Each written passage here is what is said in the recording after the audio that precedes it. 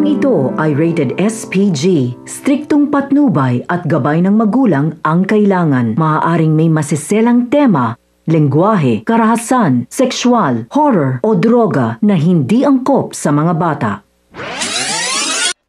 Mga kapamilya, narito ang mga dapat nating abangan sa FBJ's Batang Quiapo. Kung ano nga ang ginawa ni Rigor kay Tanggol, ay siya ding gagawin ni Tanggol kay Rigor. Dahil ipapakulong nga ni Tanggol ang kanyang tatay Rigor. Mas lalong tumindi ang galit ni Tanggol kay Rigor nang malaman nito mula kay chairman ang ginawa ni Rigor sa kanyang lola Tinding. Kaya naman desidido si Tanggol na kasuhan itong si Rigor. Ayon nga kay Tanggol, natapos na ang pang-aaping ni Rigor sa kanya at sa kanyang lola Tinding. Oras na umano para tapusin ang kasamaan ni Tanggol sa kanya. Samantala, nalungkot nga si Tanggol dahil hindi man lang siya nilapitan ng kanyang nanay Tess dahil pinigilan ni Rigor si Tess na lumapit kay Tanggol. Nagpasalamat naman si Tanggol kay chairman at sa ninong mando niya dahil sa ginawa ng mga ito kaya napawalang sala siya. Sinabi pa nga ni Kapitan kay Tanggol ang ginawa ni Rigor kay Tinding kung kaya wala na umano si Tinding sa kanilang bahay.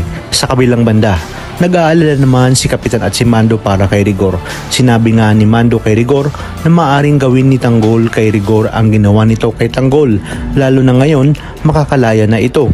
Ngunit kampante nga si Tess na hindi ito gagawin ni Tanggol na ipakulong ang kanyang tatay Rigor.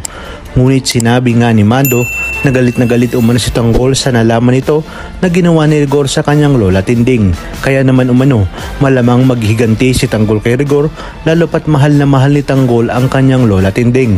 Habang si Rigor naman ay walang ibang sinisisi kundi si Marites. Ayon nga kay Rigor, sa kagustuhan ni Tanggol na makalaya, ang trabaho niya at reputasyon ang masisira. Sumagot nga si Marites na walang ibang may kasalanan kundi si Rigor. Dagdag pa nga ni Marites na kung nakinig lang si Rigor sa pakiusap nila Tanggol noon ay hindi sana aabot sa ganitong sitwasyon. Talagang kapanapanabik ang mga susunod na tagpo sa teleseryeng ito. Kaya naman sabi-sabihin natin itong pakaabangan. At kung bago ka pa lamang sa akin channel ay sana'y huwag kalimutang mag-like at subscribe. Pindutin ang notification bell para updated kayo palagi. Maraming salamat sa inyong panonood at hanggang sa muli, kapamilya.